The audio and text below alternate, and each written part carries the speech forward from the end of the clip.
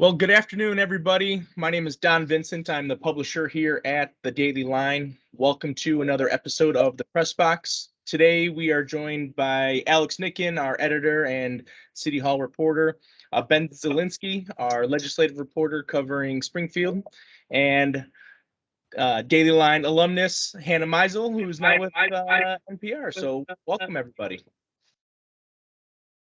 Glad to be here. Yeah, thank you. Well, we're going to give people a moment or so here to log in.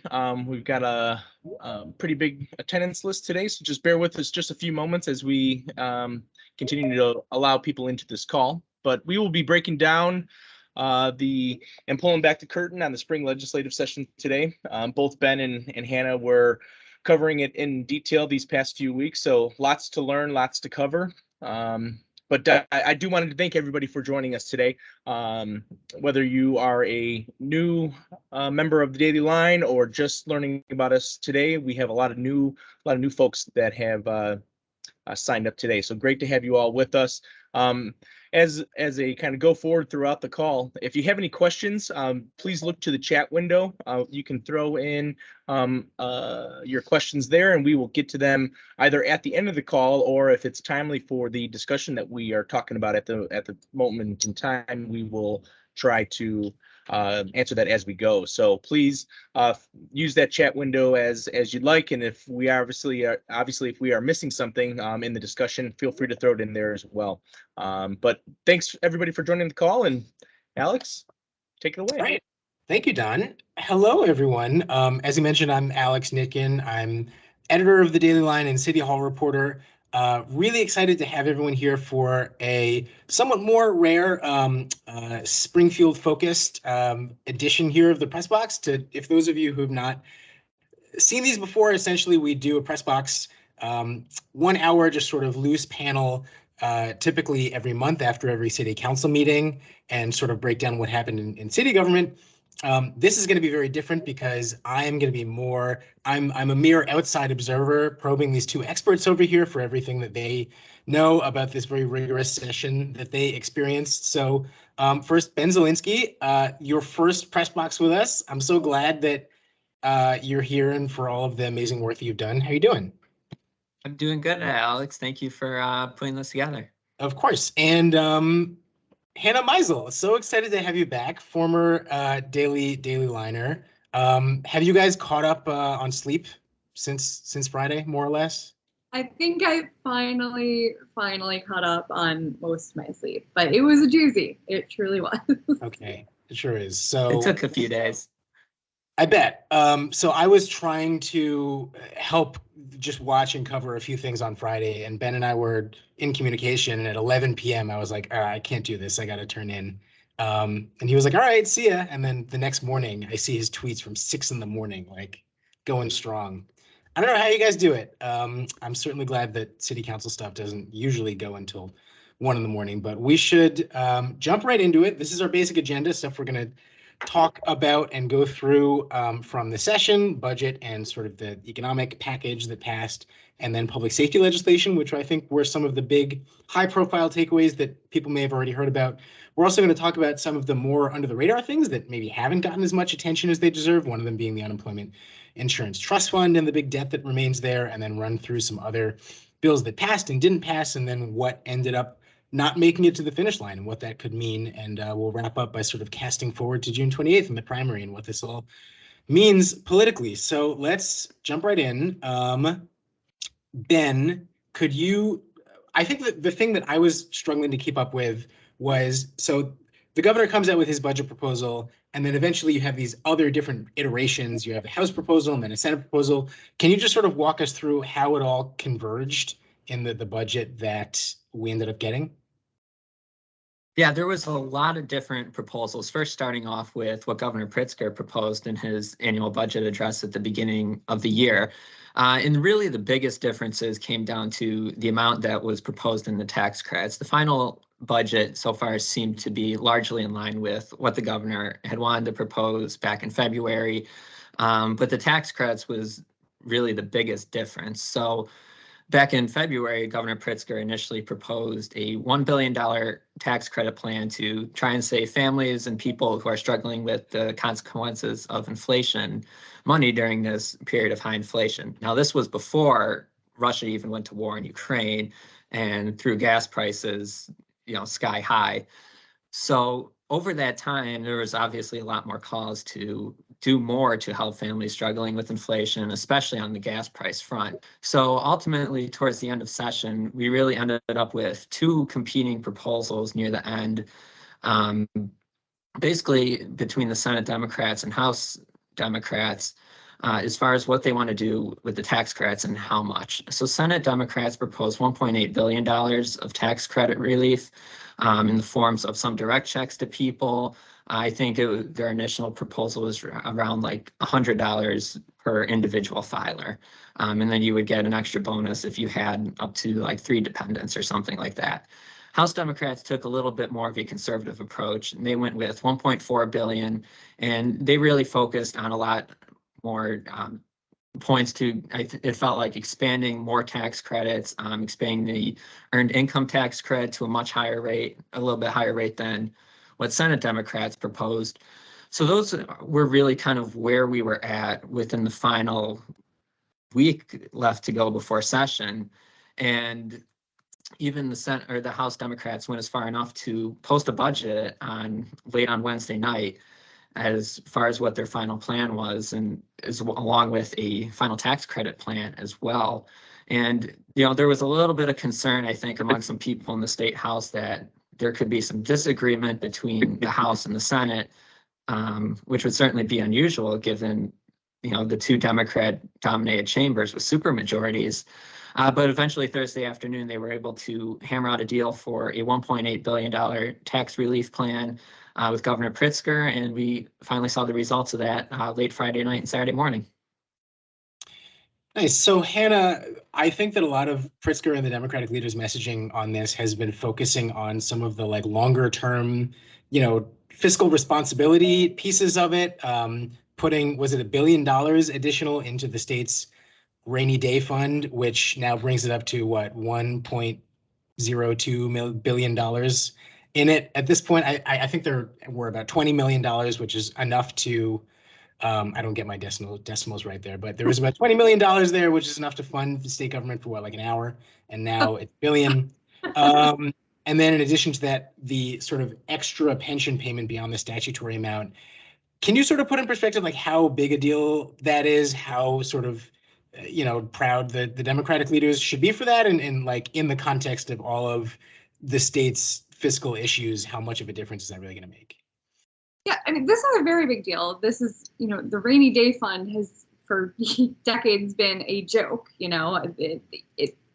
Just the saying like, oh, we can run state government for an hour. Good job, us.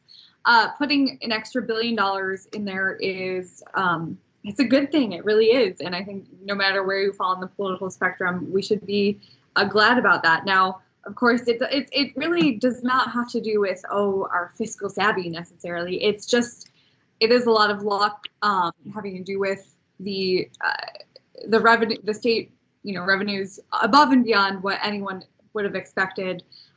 This is, it's not that, Republicans want to say, and I understand exploiting voter skepticism here. Republicans want to say that, we're plugging our budget holes with ARPA money or other, federal stimulus dollars over the last 2 years. That is, it's not true, but it is nominal. It is nominally true that like we would not have gotten through this period without federal stimulus dollars. For the fact that federal stimulus dollars helped,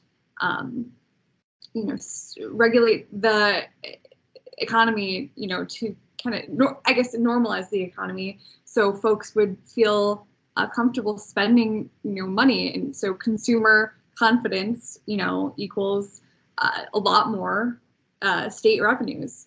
So yeah, we have this $1 billion more in our rainy day fund, again, unheard of.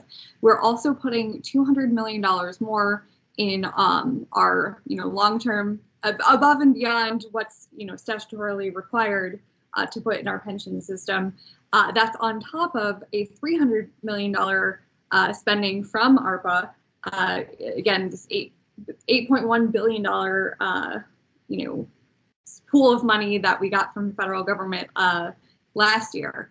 And so those two things together, putting the $500 million more than what's statutorily required into our pensions, that's estimated to save us $1.8 billion in the long term. Now, did a lot of Democrats, legislative Democrats, want or care for the things that they said were quote unquote gimmicky, which they agreed with Republicans on that point. At least Democrats have been in the legislature for a long time.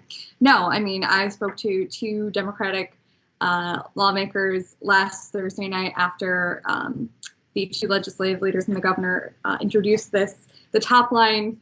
The agreement on the top line items for the budget, I also thought it was very interesting that they wanted to spin it as a whole budget agreement. And I would argue, and I think I am right here, that there was not actually a budget agreement at that point. There was just merely an agreement on a framework for these top line issues. But enough for them to stand at a press conference together and say that they had reached an agreement. I felt like this, we didn't see a, no one saw any sort of analysis for, I mean, definitely not even in the next 24 hours. I kind of felt like it was a commitment device that they used there. Anyway, but yeah, I mean, I think that if I were an economist, I would say probably the better thing to do would have been putting even more money into the pension fund, because then you save more money in the long term. But that's just, it's not sexy. It's very hard to explain to folks about, about how this would save us from future crises. And that's just not, it runs against how politics works. And, the things that the governor wanted, like direct relief for folks, like, cutting the grocery tax for a year, even though it's only 1 cent on a dollar or $1 on every $100 worth of groceries, cutting out the, the scheduled jump in motor fuel tax, 2.2%, that's only 60 cents on every tank of gas, depending on the size of your tank of gas. It's not major, but these things are poll tested, and these things were the governor's priorities. And, guess what? The governor has the money that he has said he's going to spend up and down the ticket, and his blue wave, I forget the exact name of his campaign fund, because that's a whole other issue. He's not necessarily coordinating with the Democratic Party of Illinois. To get to that, yeah. Right. But he's got the money, and so he's going to spend, and he's going to spend on messaging that said Democrats, did this for you. And so at the end of the day, I think that legislative Democrats didn't really want to fight on that front. And they said, okay, as long as we get these things, then we're good. So a lot of people are looking at this and asking, okay, I heard something about I'm going to get a check in the mail. What kind of check are we all going to get from the state of Illinois? Is it just going to have be signed on the bottom by, Chris Welch or Pritzker or Susana Mendoza, and just brought to you by Illinois Democrats? What exactly are we in store for there? That is a good question. I think everyone remembers how one of the rounds of stimulus checks was kind of held because I believe it was that President Trump wanted some sort of accompanying letter or his signature on the check, which just doesn't make sense because, they're signed by, I think, the Treasury. I don't think it's going to be like that. But, as a lot of folks have pointed out, both Republican opponents and those on the Democratic side, they're probably going to come around election time, or at least sometime in the fall. And, like Ben said, they're $50 checks for individual filers if you're making up to $200,000, plus $100 extra per child or dependent, up to 3. And so they're not going to be big checks at all. And I also kind of wonder, another Democratic source I spoke to last week said, for my constituents who live in a wealthy area of the city, This is almost like a slap in the face. You know, it's almost like, don't give me a $50 check. Like, are you kidding me? And they said it was gimmicky, but again, it was a priority for some. So we'll have to look forward to our mini stimmies, even as little as they are. Before we move on and talk about public safety, which is the other huge story here, Ben, there were two. Oh, actually, let's answer a quick question here from Amy Zimmerman, wondering how much ARPA dollars we still have to spend. That's a good question. Does either of you know off the, I mean, it's obviously very complicated. I knew this answer a few weeks ago, but I would have to find it. The exact number. Yeah. I think it's something that Republicans have made a lot of hay over, right? Like, how much do we have left? Where are we using it all? It's also kind of, I know that just from covering city and county, it's very hard to say, like, you know, there are differences between what is obligated and what's already been spent, and stuff can sort of be shuffled around. So it's sort of a moving target, but it's a good question. Maybe we can get back to you on that at some point. And by the way, the chat is still open. If anyone has any other questions, feel free to ask along the way, and we'll try to leave some time at the end to get to any that we missed. So the last thing that I wanted to talk about before we move on is, Ben, there were two sort of priorities that were made it in sort of limited capacity into the budget that I wanted to ask about. One is expanding the state's earned income tax credit. The other is very slightly expanding the LGDF, the local government distributed fund. Advocates were calling for a certain amount. It was, well, can you just sort of explain what ended up happening with those?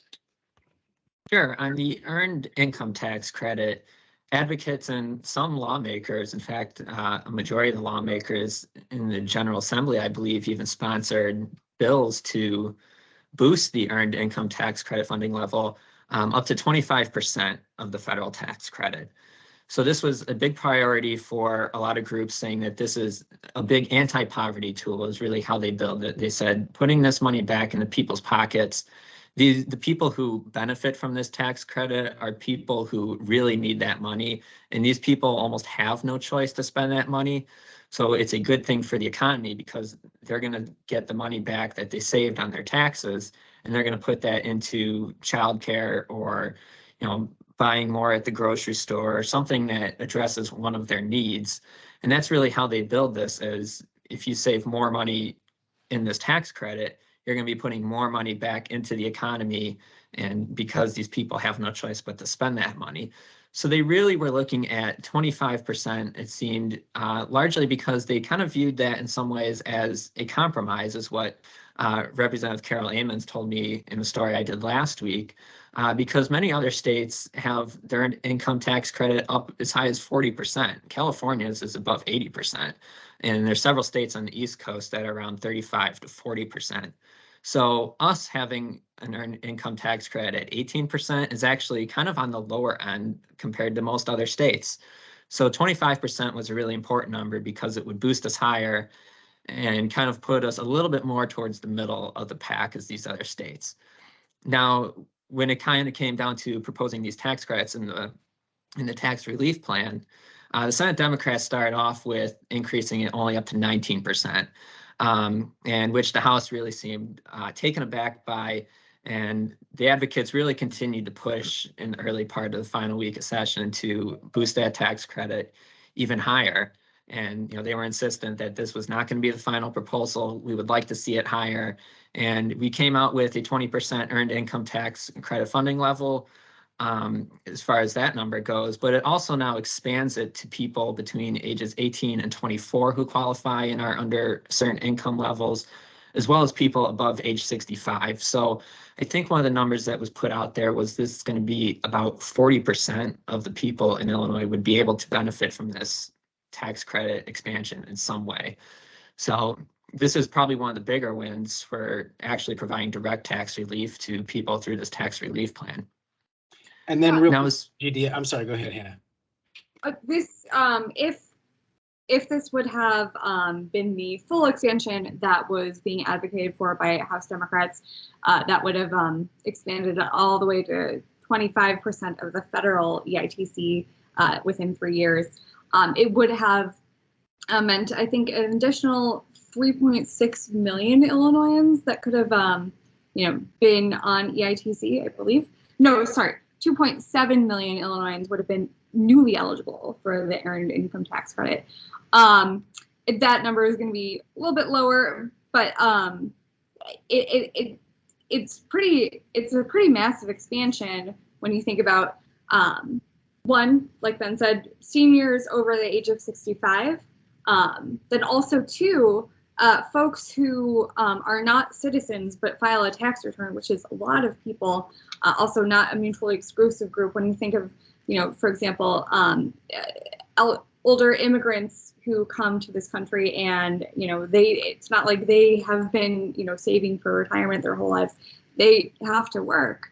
And, also the expanding to adults ages 18 to 24, what was explained to me is this is actually something that has happened federally. And so, because of COVID. And so, when that dropped off, it would have been a cliff that folks would not have been eligible for that anymore. But this kind of, it doesn't, give them the whole federal EITC, but it gives them a little bit of cushion. So, and then on local government and distributed fund, I'm just going to paraphrase what I understand of it and tell me if I'm wrong, that it is currently that local municipalities get 6.06% of the state's income tax or the revenue equivalent to that. And advocates in the Illinois Municipal League and a bunch of mayors have been saying all session and really for years, we need to at least bring that up to 8%. It was previously 10%. Is that? And they're saying we need to bring it up to 8. And so the final budget brings it up from 6.06% to 6.16%. So mayors are throwing the smallest party imaginable for that extra money coming in. Let's move on. Obviously a lot to go through here. I guess we should start out with sort of the highest profile, what I perceive to be one of the highest profile parts, which was the organized retail crime part of it. Ben, you recently had a long conversation with Rob Carr from the Illinois Retail Merchants Association. Tell me what they were looking to get from this and what they ended up getting. Yeah, so if you look for our podcast next week, you can hear my full interview with Rob Carr talking about this bill and the legislative process that came behind this, which he, on behalf of the Retail Association and the Attorney General's office, they started pushing for this bill back at the beginning of February. And what they were really trying to get at here was smash and grabs and these high profile incidents that we've seen on Michigan Avenue and at suburban malls even, where there's large groups of people who come into these stores, raid the stores and take all the stuff. And then the difference is, though, between this being a regular shoplifting crime, is that these people now, they go back and it's part of a more organized crime ring, as they say, and they sell this stuff online. And these are often high-end goods. This bill is not meant to target people who, take a bottle of toothpaste off the store at the grocery store. This is meant to target people who, in many ways, engage in a violent crime. They smash through the window of a store and several people rush in and grab expensive items. And, this has become a problem for businesses, especially on the Mag Mile in the last year or two. As Rob said, it's hurting businesses. It's bad for business in Chicago. It's made people afraid to come visit the city. And what they're really trying to get at with this bill is get at the people, as Senator Susie Glowiak Hilton called them, the big fish, the people who run these crime rings and are are essentially hiring people to go out, steal this stuff for them, and they run the selling of these items and all that. One of the problems that has been identified by law enforcement groups is that it's kind of difficult to target these rings because in some ways, they're not just happening in the city of Chicago. There's an incident that happens out at Oakbrook Center and it's being run in the city of Chicago, but that's two different, police jurisdictions, two different police departments. Some cases you'll have different counties involved, just because it's stolen goods being sold online. So it's a kind of an expansive issue. And one thing they hope the bill is going to do is to allow law enforcement to cooperate more with each other in investigating these crimes, solving these crimes, and prosecuting these crimes. It expands the powers of the statewide grand jury to investigate and press charges against these crimes. So they hope that this will finally be able to crack down on this problem and, in some ways maybe deter people from engaging in this activity altogether. It really gets at those bigger people who run these things, not so much at the people who are in many ways actually committing the crime that we see on the news, at least. So let's zooming out a little bit here, Hannah. All session long, Republicans were banging the drum and sounding the alarm for, crime is out of control. We've got to do something about this. When are Democrats going to do something? We've got all of our proposals here to crack down on everything. And then Democrats were under pressure to roll out this big public safety package that for a long time, we didn't really know what exactly was going to be, right? And then it sort of just all came flooding out. Does it seem like this, met the moment? Does it seem like this was enough to sort of answer that persistent, months-long criticism from Republicans? Well, I mean, okay, so Republicans have been able to, message this so well. This is part of kind of a nationwide strategy. It's not just here in Illinois, it's everywhere. We have seen a rise in violent crime since the pandemic started. For a variety of reasons that we don't really have the time to get into here, but there's just a lot of root causes that were, of course, exacerbated by the pandemic and the recession that accompanied it, and a lot of other things that happened in the last 2 years. But also, Republicans were able to kind of exploit, one, the pervasive, image of Chicago as this, bastion of violent crime, which is, of course, kind of a tired trope, but it does, it is perennial kind of a thing that is useful, I guess. Crime is real. It really is happening. Of course. And it's also, I never want to, make it seem as if Republicans are the only ones who care about crime. People deserve, everyone deserves to feel safe in their home, in their car, in their neighborhood. And, of course, folks who, represent neighborhoods, especially in Chicago, that are impacted by violent crime and have been for years, for decades, beyond this most recent spike, of course they care.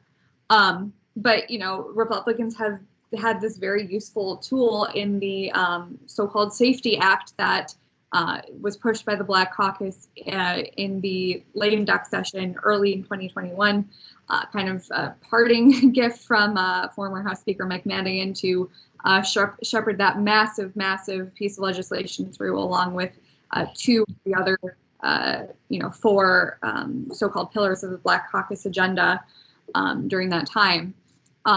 But since that has happened, I feel as if there was like 6 weeks where, the messaging could have been where Democrats who were in favor of the Safety Act, which, the major thrust of that, even though there's a lot more, but the major thrust is getting rid of cash bail beginning in January 2023.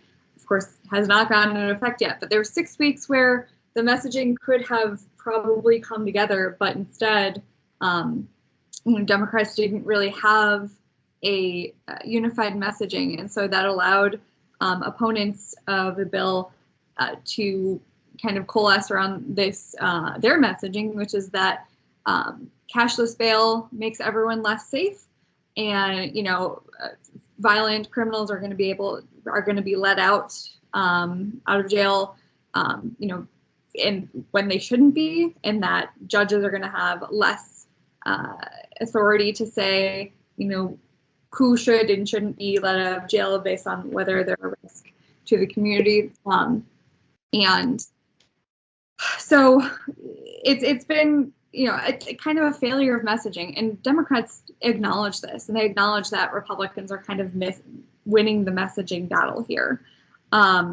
But, did this package of stuff of, anti-crime bills meet the moment? It'll remain to be seen. I mean, there are definitely things here that acknowledge the kind of the demoralized feeling among law enforcement. And that's, it's not just because, Democrats in Illinois passed the Safety Act in January 2021. That's been the thing that's building for the last, several years. You could argue about when it started exactly.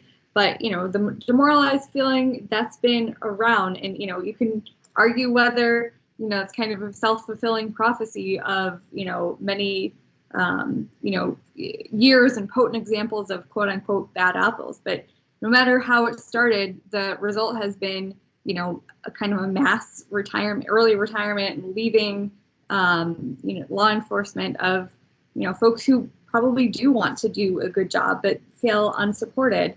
And when that happens, it's very difficult to get people back. It's difficult to recruit, and that goes into individual municipalities' ability to hire new recruits. And the Illinois State Police, for example, they only do new cadet recruitment classes when they're able to. This public safety package, includes things, more money to law enforcement, money for a pilot program for 21 counties, Cook, or 22, excuse me, Cook, the 5 collar counties, 16 downstate counties to do expressway cameras. It's money for law enforcement mental health, banning ghost guns, things that would help police. Ghost guns, like unregistered guns, like 3D printed guns, that kind of thing. And this is also an effort on the federal level too. So, we will see what shakes out there. But on carjacking has been obviously something that a lot of folks are worried about.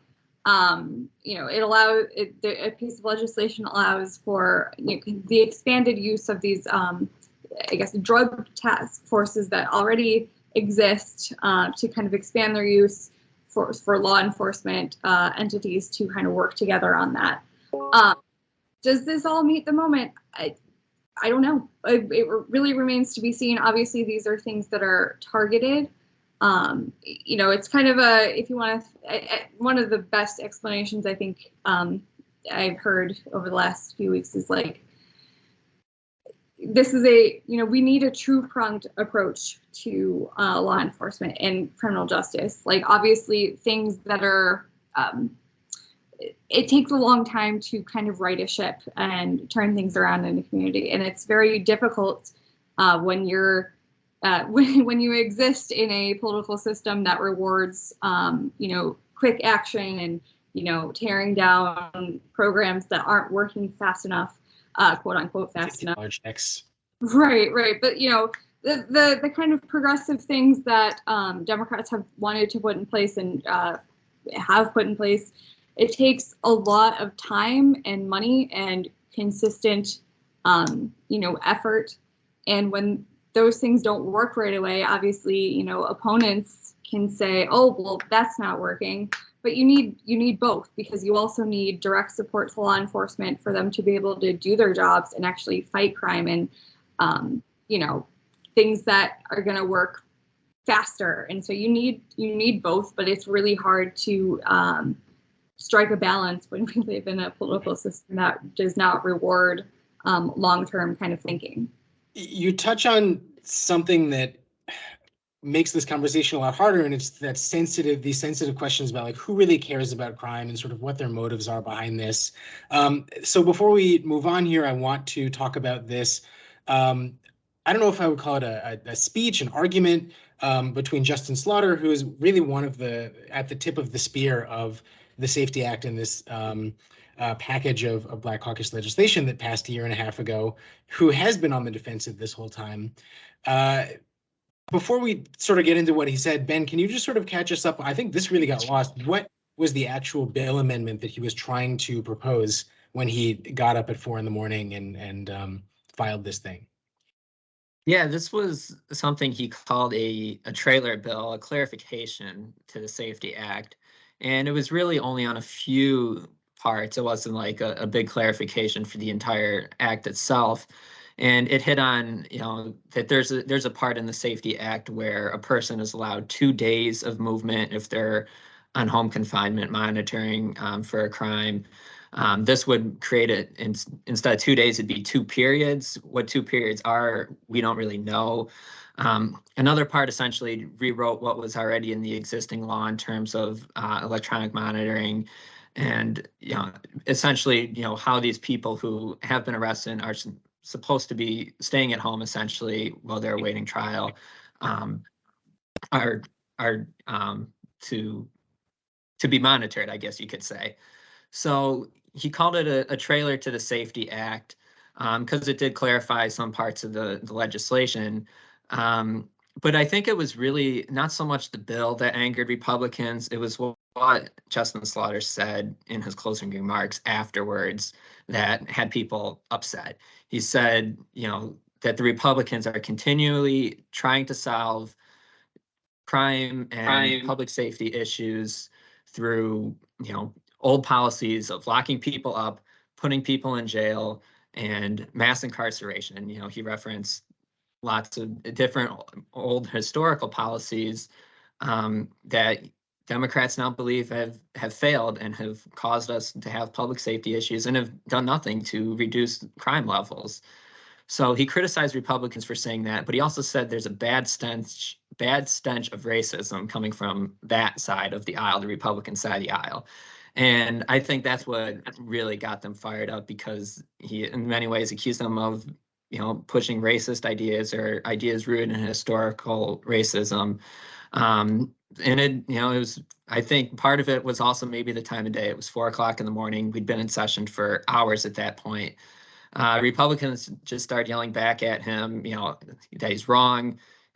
Jim Durkin yelled out that he's a liar, that he's wrong about these issues and his accusations against Republicans. So it'll be something to watch for in veto session on, what actually happens with this bill. Is it something they go because forward with? Just to interrupt, it passed the House, but by the time he brought it up, the Senate had already adjourned, right? Right. So it has to come back up in the Senate if anyone was going to go with it. I mean, yeah, it's one thing when we see, impassioned speeches about issues all the time, but for him to say something so personal as, you don't deserve our respect. You guys were both in the room. Hannah, what was your takeaway from that moment? Honestly, I have never seen any, I mean, my God, I've been through now, I think 9 sessions. I lived through the budget impasse. I've seen a lot on the floor, but I don't think I've ever seen anything quite like that, because, often when you are speaking for the record, you tend to use kind of coded language, and it happens on both sides.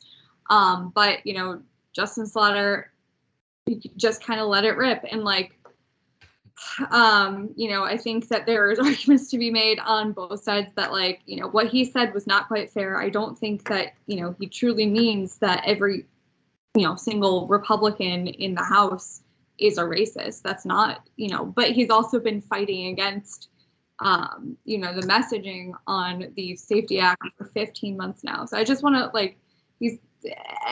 read the quote in full. In the Black community, it's been a state of emergency for a really long time now. As long as crime and violence was contained in the hood, it was okay. As long as Black folks terrorized other people of color, it was fine. But now, Chirac is in your communities, and now it's a state of emergency. We can smell it. It's a bad stench of racism coming from your side of the aisle. The bottom line is that you don't deserve our respect. Now, after this, maybe 15 minutes after this, I was wandering around the rail outside of the House chamber, and I saw him standing alone. He was just he was cooling down, and I walked over and we chatted, just off the record for a while, and then I chatted with him on the record. And I asked him if it was planned, and he said yes and no. I mean, again, it's been the fighting against the messaging that has, built up from the opponent side. That obviously is going to weigh on you because he's one of the chief architects of the Safety Act, and he really wants this kind of approach to law enforcement to work, an approach that,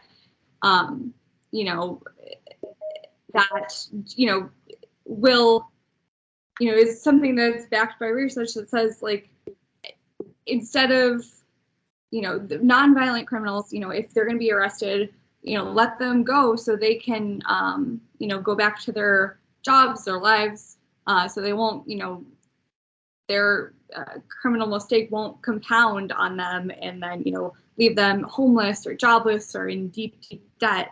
But, those who believe that the law is written with a lot of, language that could let violent criminals go, obviously that's a chief concern for those folks, and can't blame them for worrying about that. And I do kind of wonder at this point, Justin and I talked about this, or Representative Slaughter rather, is it possible that because there's such a wide disagreement between state's attorneys and sheriffs in different counties that about what the law actually says and what the law is actually going to require, is it possible that just for years the existing law had been applied unevenly and there's just no kind of overarching way to tell? And so is that possible? And then two, before this actually goes into effect in the beginning of 2023, is there any sort of way that some sort of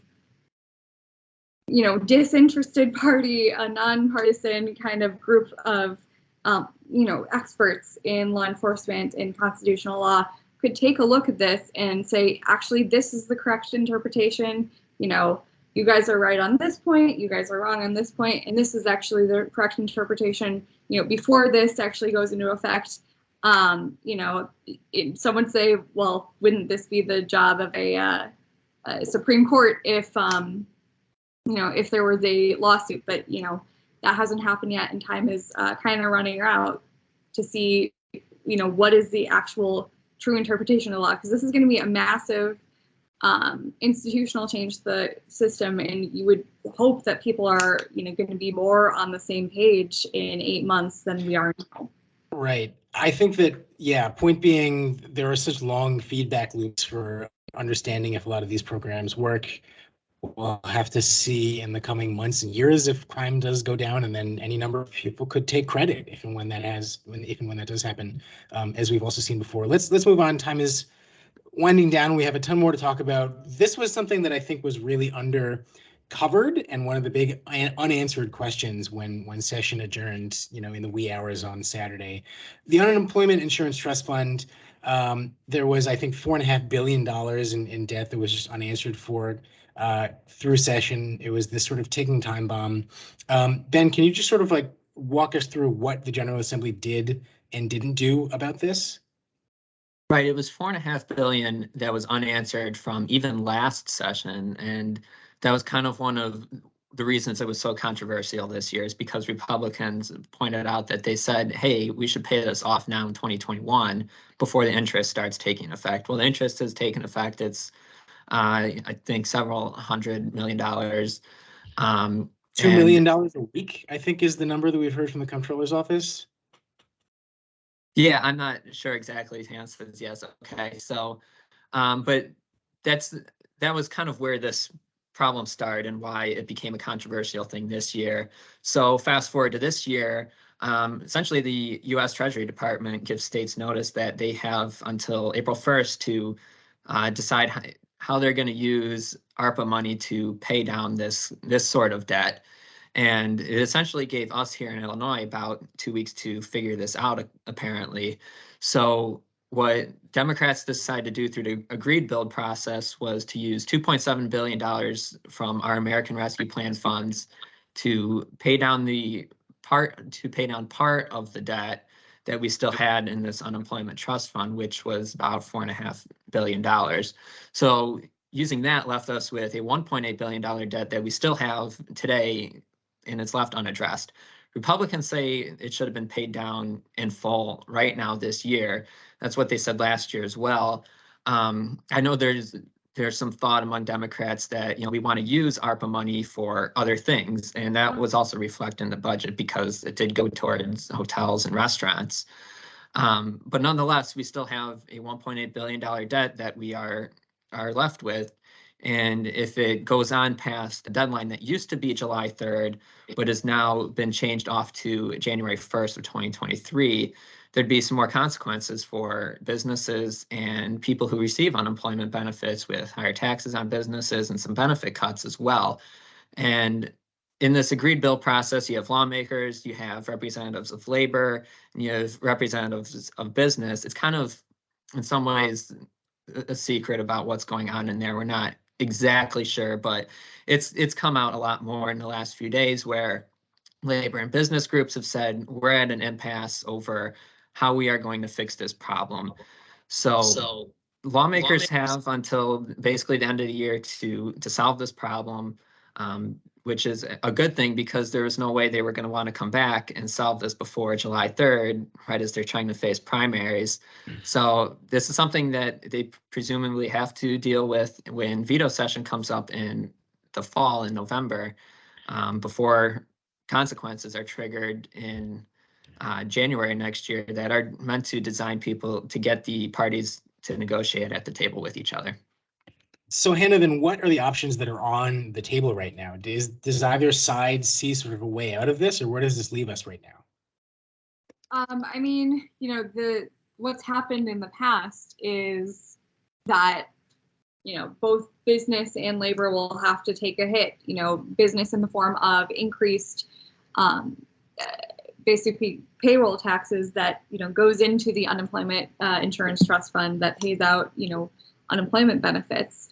And then also in the past, those who take unemployment benefits, there's been a cut to those unemployment benefits, whether it's a cut in the actual amount or the cut in a number of weeks. Currently, Illinois is, right in the center of, what most states offer in terms of, 26 weeks of unemployment insurance. We're also kind of in the center of what we offer, money-wise. I hate to be that person, but I would request that folks who are interested in this check out my story from a few weeks ago that goes into, all of these issues, but also just the fact that our unemployment insurance trust fund has gone broke now, 3 times in this century, in the last, 18 years. Labor says, doesn't that signal that there's something wrong structurally? And there's a couple of things around here, back in, I think, 1980, the target was set for, the amount that should always be in the unemployment trust fund, that, target number, so we would be, solvent. But, hey, we've had a lot of years since then. And, when you don't account for inflation, that number is not going to be adequate anymore. So they say, really business has been able to, kind of ride in, not have increased to their payroll taxes in a way that's fair. Business would disagree. And they also say, especially right now when we're trying to get up on our feet from this devastating pandemic recession, this is not the time to increase any more costs to businesses. But, it's when there's a structural problem, the $2.7 billion in ARPA money isn't going to solve it.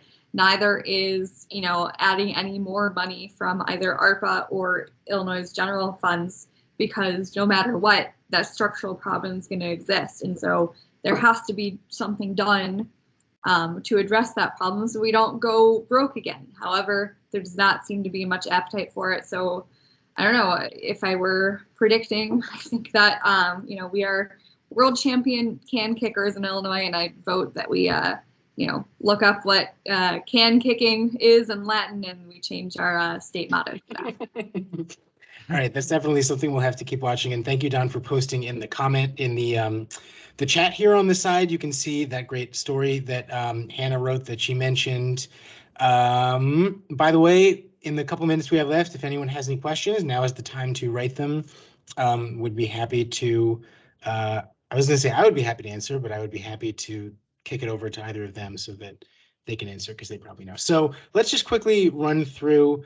Ben, can you just sort of talk about any of these additional bills that there was actually one piece of the debate that I was watching was this bill that Don Harmon and Jay Hoffman introduced to cap contributions to judicial campaigns at $500,000 per person or per donor, per candidate. It was also sort of setting up a kind of task force to study the possibility of publicly financed judicial elections.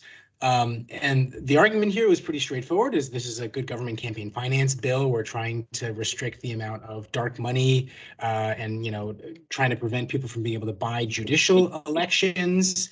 But then the Republicans were very quick to bring up the obvious sort of context here, which is we're coming off the heels of Supreme Court Justice non-retention of Thomas Kilbride, who was supported by Democrats and in particular Mike Madigan, and conservative groups poured in millions and millions of dollars into ads trashing Kilbride, and were successful in that.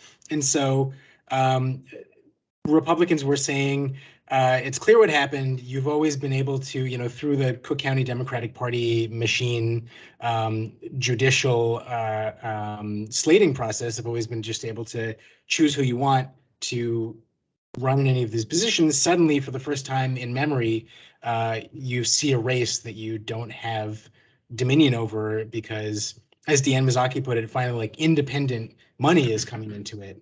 And so you're trying to snuff that out and fix it. Of course, the Democratic counterargument was that, like, if you want to call a shadowy millionaire dumping untold amounts of money into a race like a virtuous, independent,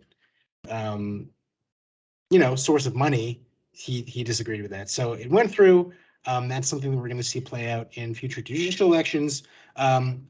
Before we move on, and thank you, Amy, for asking that question about the bill that didn't pass. We're going to talk about those in a second.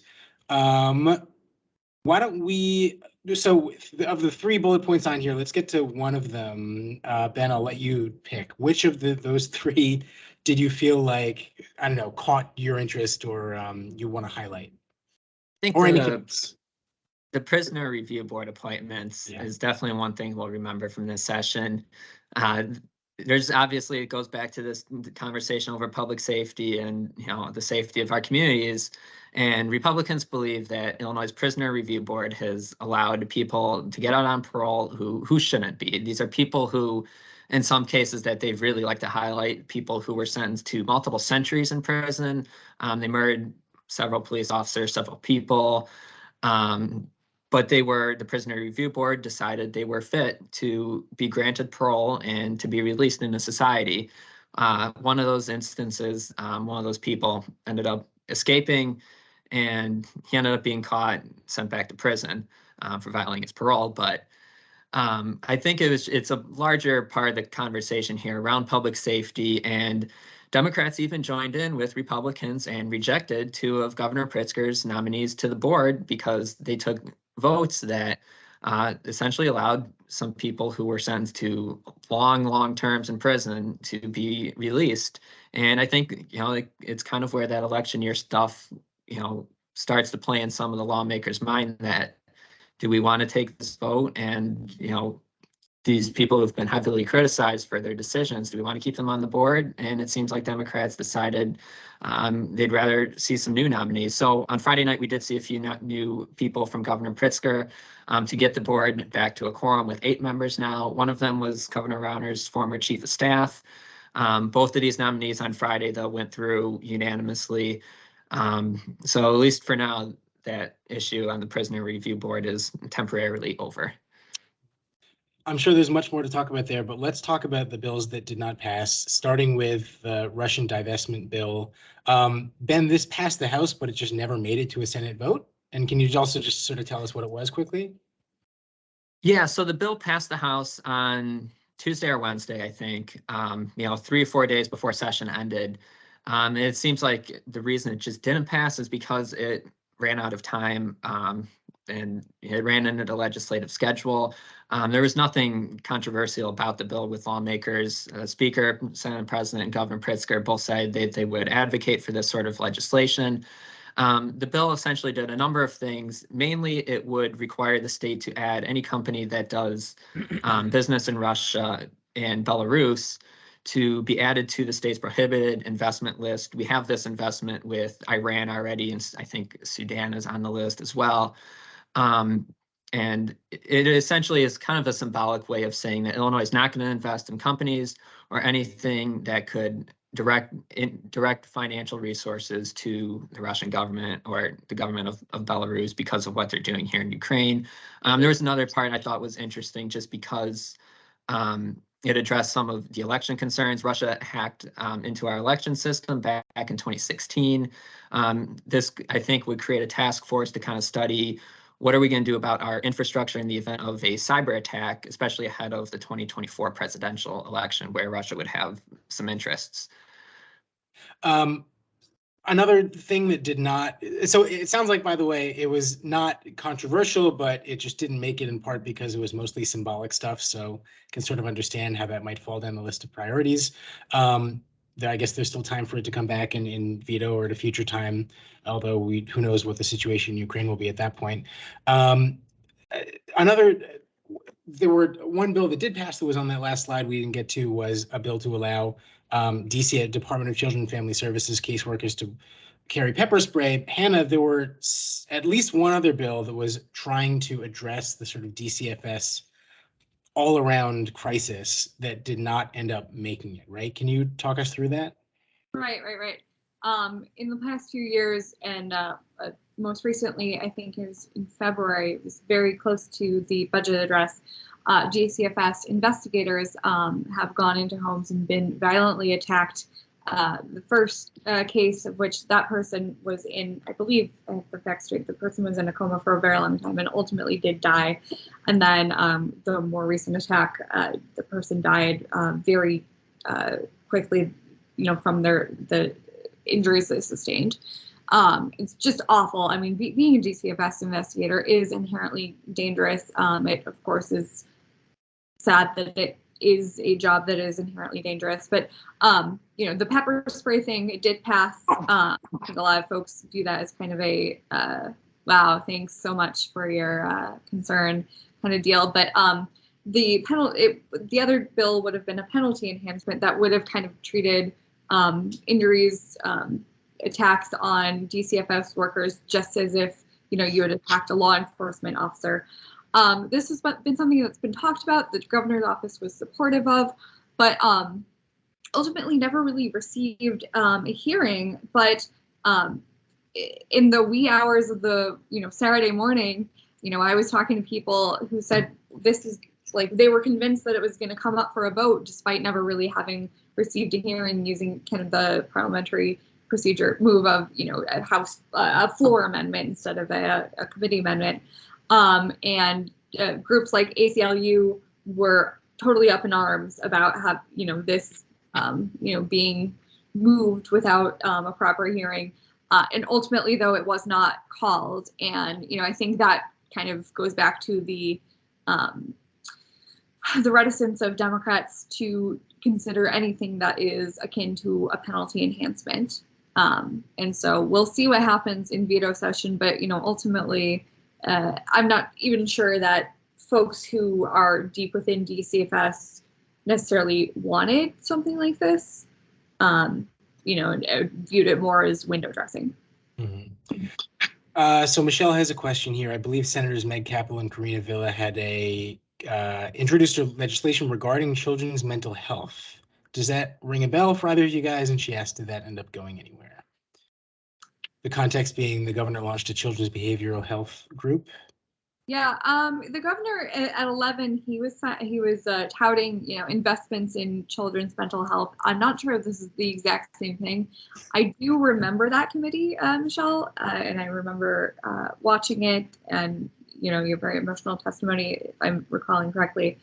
Obviously this is a really, really big deal when you talk about the options that are available to families when they're struggling But I don't know. I have to be honest. I don't know what exactly happened when it's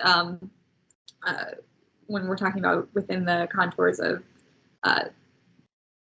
schools and DCFS, but that deserves a pretty broad conversation that we just, I think the compressed nature of session this spring meant that we weren't able to have all the conversations that deserve to be had.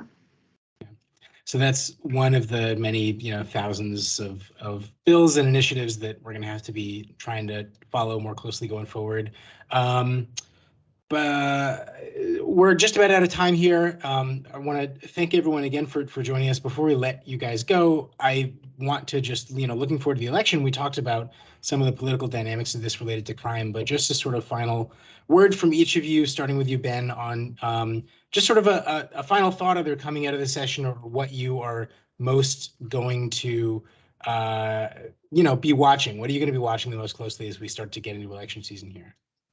Yeah, I think it'll be the two themes that we really saw in the last week of session here with public safety legislation and Democrats pushing a budget they call fiscally responsible and is tax relief for people. Both parties, Republicans and Democrats, are going to use this for the rest of the year. Democrats are going to make the case that they have cleaned up Illinois since Governor Rauner came in and had the budget impasse, and the work we saw this year is a result of Democrat leadership, and that's why they should be given more terms. But Republicans, they're going to make that case that we didn't do enough on public safety legislation, and we could have done more to keep our streets safe. And I think those are going to be the two main themes we're going to see a lot in our commercials. You're going to see it a lot in the mail, and those will be the messages I think voters are going to hear about a lot over the next 6 months. Hannah, I'll let you end on whatever point you want to end on, but one thing that we didn't bring up, how much do you think we're going to still be hearing the M word in Republicans' mailers and commercials, things like that, talking about Madigan? A lot. I mean, I think, federal prosecutors gave Republicans a big gift on March 2nd when Mike Madigan was indicted. I think that, along with the state's finances and public safety. What I've been thinking about a lot lately, after 8 or 9 years of covering this stuff, is like how little the specifics and nuance really matters, which is hard to accept as a reporter who cares a lot about specific and nuance. A lot because I came out of Daily Line where we were all about specific and nuance for that particular audience.